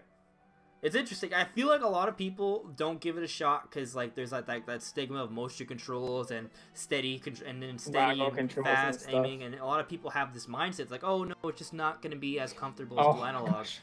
Or you see those people and they're playing Splatoon, and you see them and my light fell over. It's fine. What just happens is what happens with them. Yeah, my lights are falling everywhere, but it's fine. Dude. They're doing like this, and they're trying to play motion controls. And you're just like, stop. It's like this much movement. Take my lights up now. Your entire room just fell apart. It did. That's how I imagine some people when they have control issues playing first-person shooters. Sometimes it happens with me. But yeah, I think, I mean, the thing is that when you have motion aiming, it's faster. It's faster than dual analog. It just is. You got more precision and more options. Like, it's like having 3 analog sticks instead of 2. You literally have more options. So, you know, it's something that I think people should give it a try. But, you know, some people it's just better for them. And that's okay. That's why it's an option.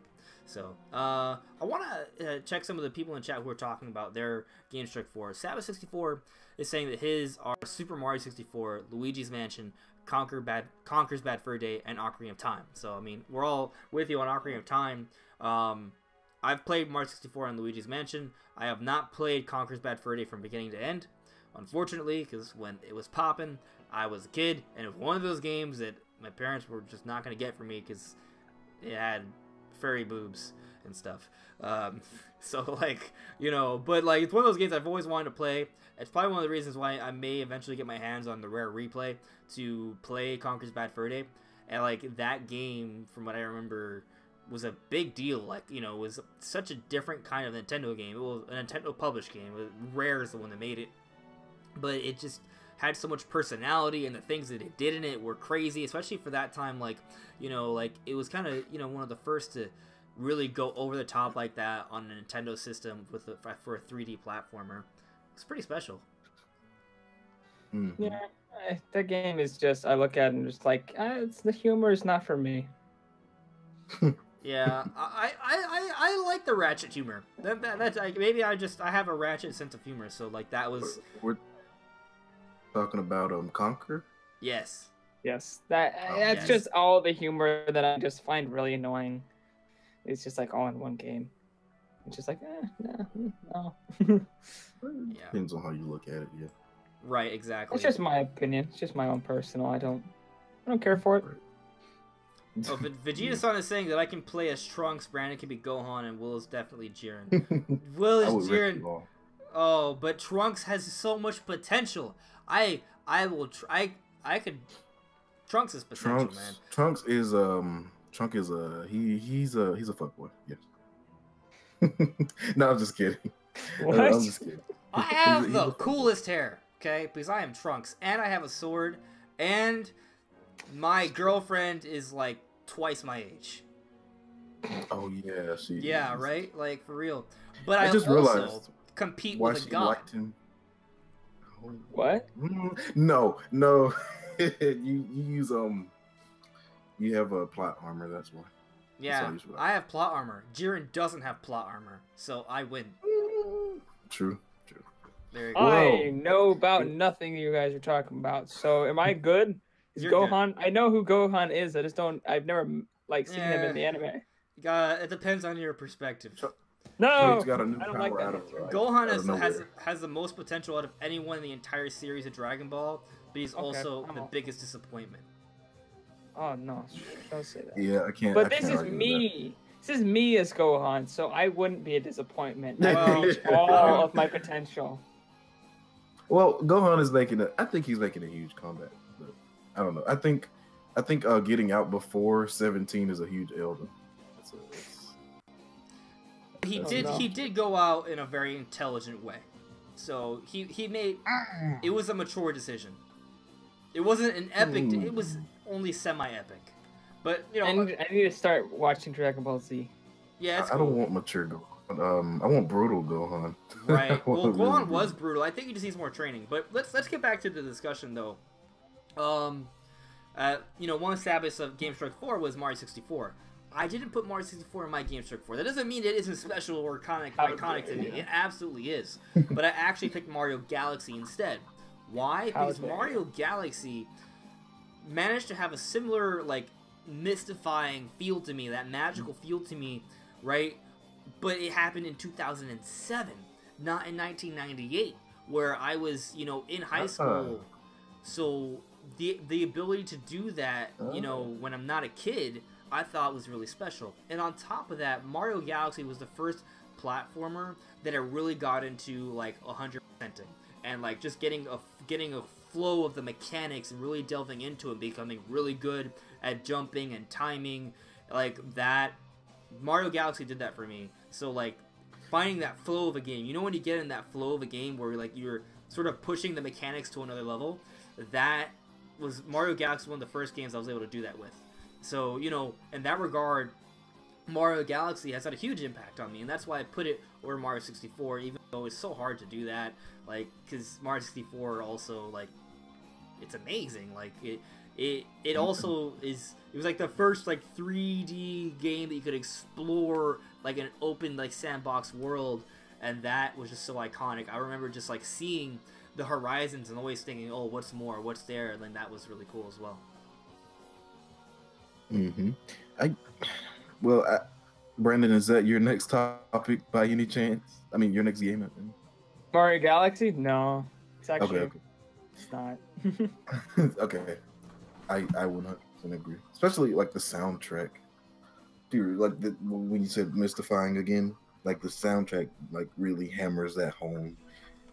It's very like I don't know how to describe it. It's like it's very heavenly. It's like a I think it's Nintendo's best work. As far as like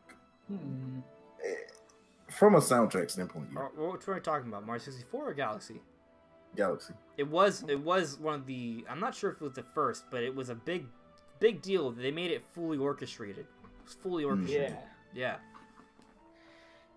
It's up there, but for me, I like. You just gave it an eh. It's other ones.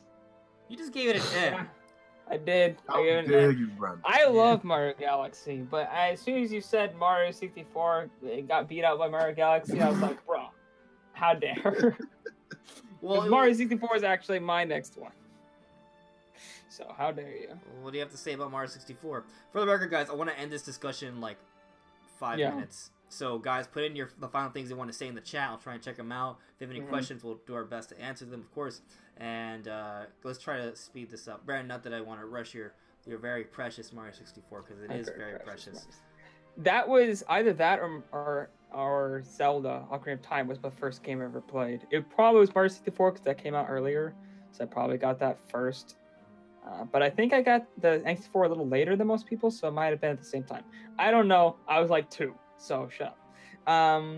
But that game, it's just, I'm not going to go on too long because I actually have other games that I think I have more impressions that are easier to word other than just nostalgia trip. But that was my favorite. That game I played so much and I sucked at it, but I still thought it was the most fun thing ever when I was young. So that was one of the first games I ever played, got me into gaming. Kind of same situation as Ocarina of Time.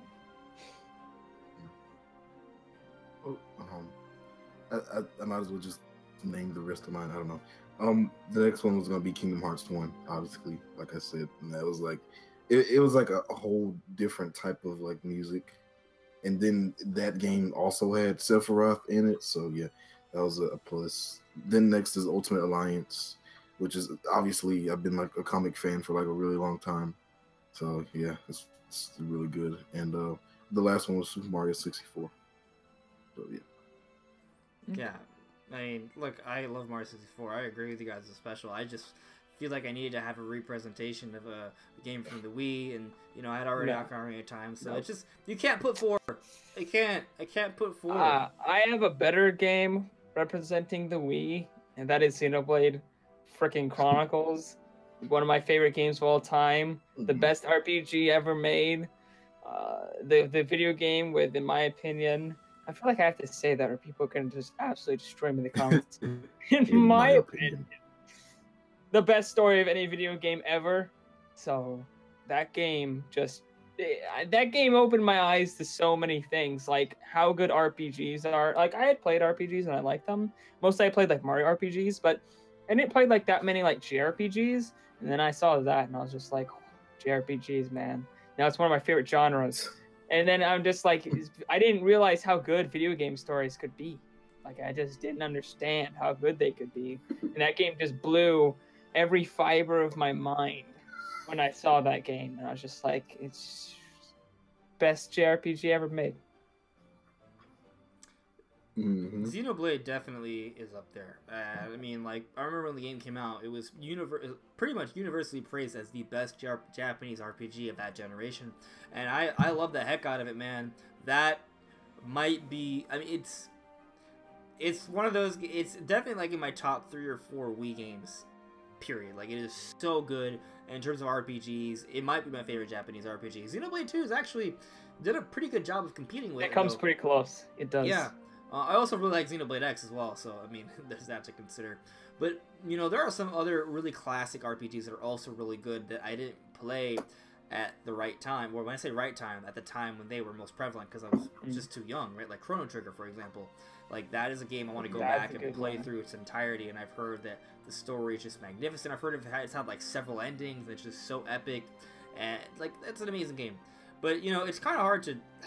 We could go on forever about this, so maybe we'll have another topic about this in the future. But I do want to end this discussion. I'll just talk about one more thing. Let's each talk about one more thing, and then let's call it a night. Pokemon Silver is really special to me because it's my very first Pokemon game, and like I remember, like when I first got my hands on it, I was just like, oh my god, I actually am playing Pokemon. Like it's so cool, right? And like, it was one of those games that, like, where it had, like, in Johto, they had a very, like, traditional sort of, like, atmosphere. Like, there's a lot of, like, woods, and the towns are small, but it had, like, a very, like, ancient sort of, like, feel to it, and, like, I really,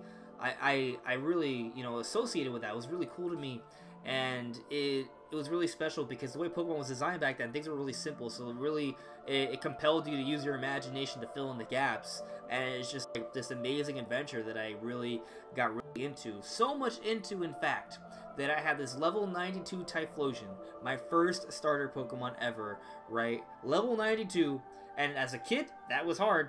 That was hard for me, and one day, my file got corrupted, and my Typhlosion died. I remember literally standing, it was a morning, the sun was rising, by the, like, sliding door, it was like a giant glass pane, the sun was, like, shining on me as I saw the file corrupted.